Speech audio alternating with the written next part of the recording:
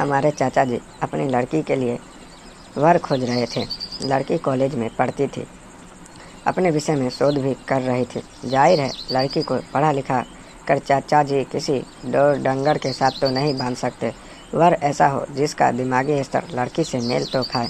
हर रोज अखबार पलटते, लाल पेन से निशान लगाते, बातचीत होती, नतीजा फिर भी शून्य।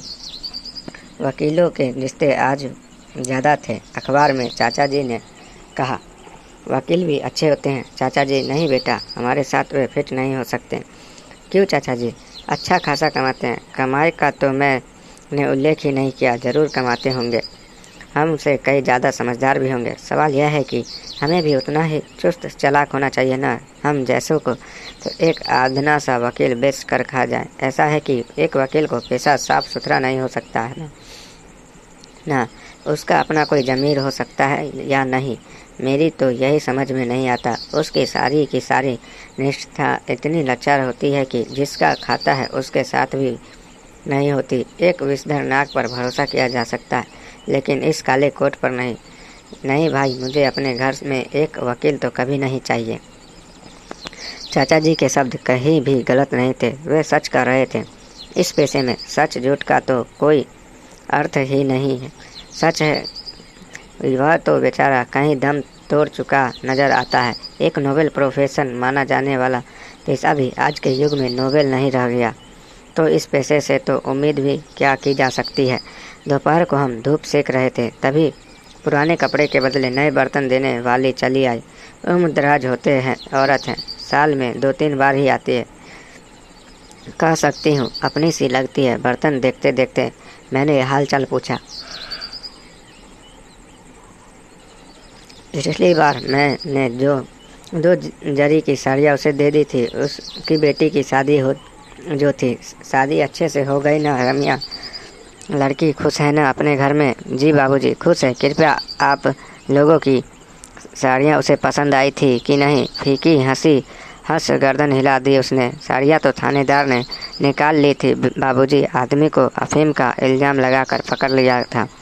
छुड़ाने गए तो टोकरा खुलवा कर बर्तन भी निकाल लिए और सारे कपड़े भी पुलिस वालों ने आपस में बांट लिए। तब हमारा बड़ा नुकसान हो गया था। चलो, हो गया किसी तरह लड़की का ब्याह। यह सब तो हम गरीबों के साथ होता ही रहता है।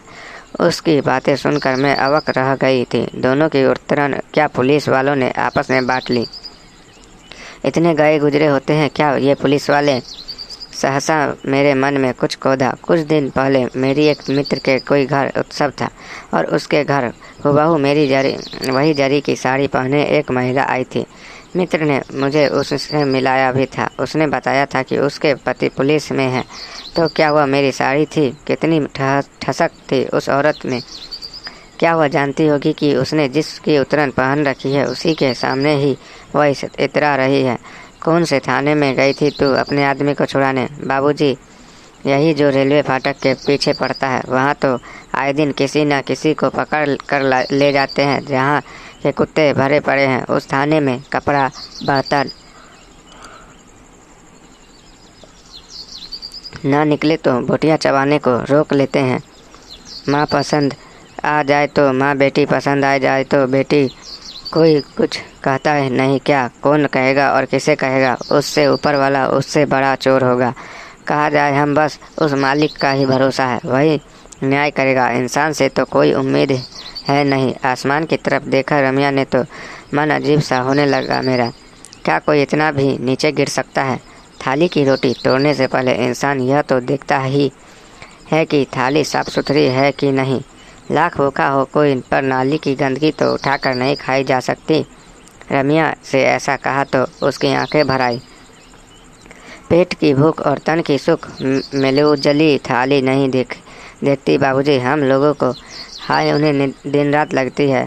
अब देखना है कि उन्हें अपने किए की सज़ा कब मिलती है। उस थानेदारनी के प्रति एक जिज्ञासा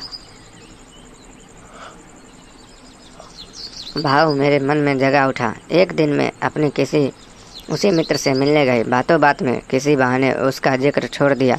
उसकी साड़ी बड़ी सुंदर थी। मेरी माँ के पास भी ऐसी ही साड़ी की साड़ी थी।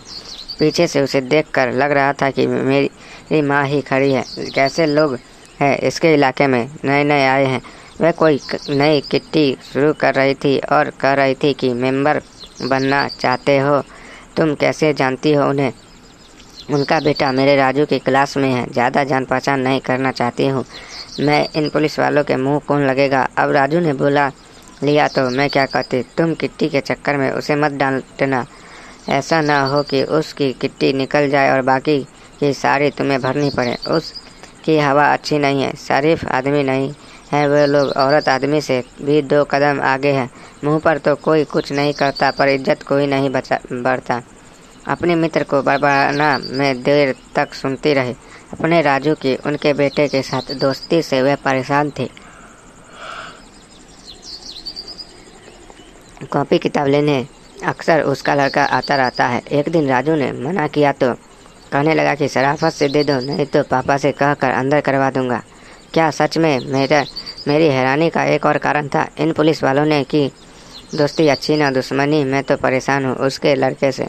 अपनी कुर्सी का ऐसा नाजायज फ़ायदा समझ में नहीं आता कि राजू को कैसे समझाऊँ। बच्चा है, वही कह देगा कि मेरी माँ ने मना किया। तो एक बेईमान इंसान अपने आसपास कितने लोगों को प्रभावित करता है, यह मुझे शीशे की तरह साफ नज़र आ रहा था। एक चरित्रहीन इंसान अपनी वजह से क्या क्या बटोर रहा है। बदनामी और गंदगी भी। क्या डर नहीं लगता है आने वाले कल से? सबसे ज़्यादा विकार तो वह अपने ही लिए संजो रहा है। कहाँ कहाँ क्या क्या होगा सब। जब यही सब प्रहसन चिन्ह बनकर सामने खड़ा होगा तब उत्तर कहाँ से लाएगा? सच है, अपने दम में मनुष्य क्या क्या कर जाता है पता तो तब चलता है जब कोई उत्तर ही नहीं सूझता। वक्त की लाठी में आज नहीं होती और जब पड़ती है तब शुद्ध समेत सब वापस भी कर देती है। कहने को तो हम सभ्य समाज में रहते हैं और सभ्यता का ही कहाँ कहाँ रक्त भर रहा है हमें समझ में नहीं आती।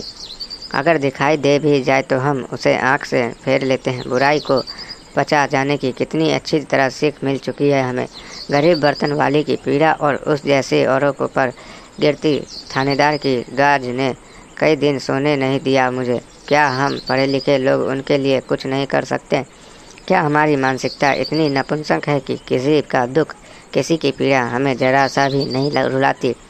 अगर ऊंच नीच का भेद मिटा दे तो एक मानवीय भाव तो जागना ही चाहिए हमारे मन में। अपने पति से इस बारे में बात की तो उन्होंने गर्दन हिला दी। समाज इतना गंदा हो चुका है कि अपनी चादर को ही बचा पाना आज आसान नहीं रहा।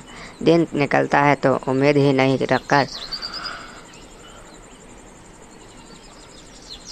सकते कि रात सही सलामत आएगी कि नहीं। फूंक फूंक कर पैर रखो तो भी कीचड़ की छींटों से बचाव नहीं हो पाता। क्या करें हम? अपना मान सम्मान ही बचाना भारी पड़ता है और किसी को कोई कैसे बचाए। मेरे पति जिस विभाग में कार्यरत है वहाँ हर पल पैसों का ही लेन देन होता है। पैसा लेना और देना उनका काम है। एक ऐसा इंसान जिसे दिन रात रुपयों में ही जीना है, वही रुपए कब गले में फांसी का फंदा बंद कर वसूली पर लटका देता है पता नहीं चलता। कार्यालय में आने वाला चोर है या साधु समझ में नहीं आता। कैसे कोई काम कर पाए और कैसे कोई अपना चादर दागदार होने से बचाए। आज ईमानदारी और बेईमानी का अर्थ बदल चुका है। आप लाख चोरी करें, जी भर कर अपना और सामने वाले का चरित्र हनन करें, बस इतना ख्याल रखिए कि कोई सबूत न छोड़े, पकड़े न जाए। यहीं पर आपकी महानता और समझदारी प्रमाणित होती है। कच्चे चोर मत बनिए। जो पकड़ा गया वही बेईमान, जो कभी पकड़ा ही नहीं जाए वो तो है ईमानदार। उस पर कैसा दोष। इसी कुल बुलाहट में कितने दिन बीत गए।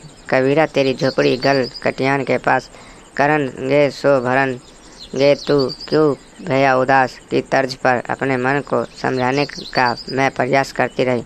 बुराई का अंत कब होगा कौन करेगा? किसी भी प्रश्न का उत्तर नहीं मिला रहा था मुझे। एक शाम मुझे जम्मू से फ़ोन आया, आपके शहर में कर्फ्यू लग रहा है। क्या हुआ? आप ठीक है ना? मेरी बहन का फ़ोन था। नहीं तो मुझे तो पता, टीवी पर तो खबर आ रही है। बहन बोली, आप देखिए ना। मैंने झट से टीवी खोला। शहर का एक कोना वास्तव में जल रहा था। वहाँ और सरकारी इमारतें धू धू कर जल रही थी। रेलवे स्टेशन पर भीड़ थी। रेलों की आवाजाही ठप थी। एक विशेष वर्ग पर ही सारा आरोप आ गया था। शहर के बाहर से आया मजदूर तबका ही मारकाट और आगजनी कर रहा था। एसएसपी सहित 15 से 20 पुलिसकर्मी भी घायल अवस्था में अस्पताल पहुंच चुके थे। मजदूरों के एक संगठन ने पुलिस पर हमला कर दिया था।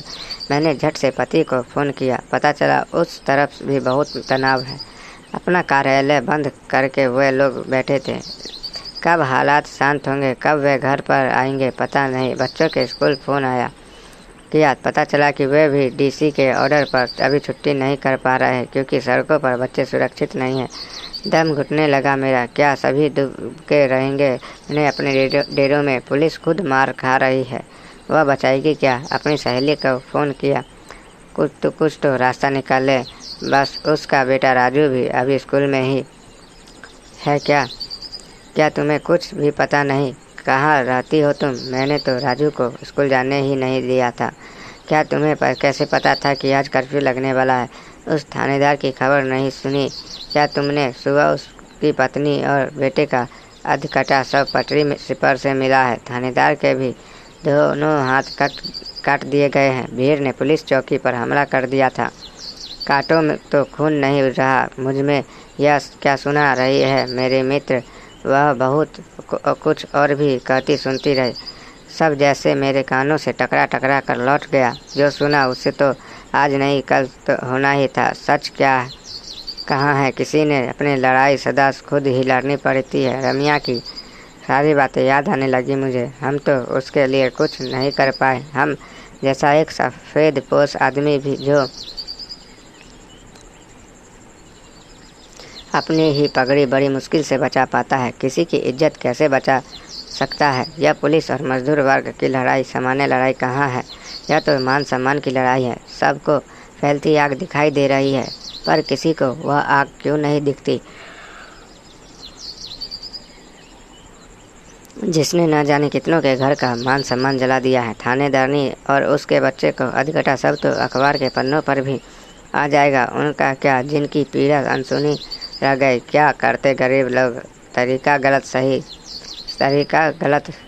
सही तरीका कहाँ? कानून हाथ में ले लिया। कानून है कहाँ? सुलगती आग एक ने एक दिन तो ज्वाला बनकर जलाती है। सुबह तू सुन रही है ना मैं क्या कर रही हूँ? घर के दरवाजे बंद रखना। सुना है वे घरों में घुसकर सबको मारने वाले हैं। अपना बचाव खुद ही करना पड़ेगा। फ़ोन रख दिया मैंने।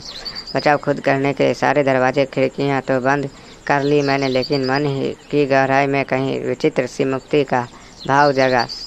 सच कहा है न उसने, अपना बचाव खुद ही करना पड़ता है। अपनी लड़ाई हमेशा खुद ही लड़नी पड़ती है।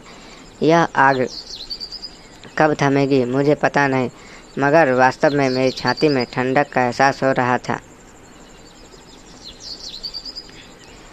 दोस्तों, कहानी ख़त्म होती है। कहानी पसंद आया तो वीडियो को लाइक और चैनल को सब्सक्राइब करें। चलिए आपसे आप इजाज़त लेते हैं। मिलते हैं आपसे नेक्स्ट वीडियो के साथ। तब तक के लिए धन्यवाद।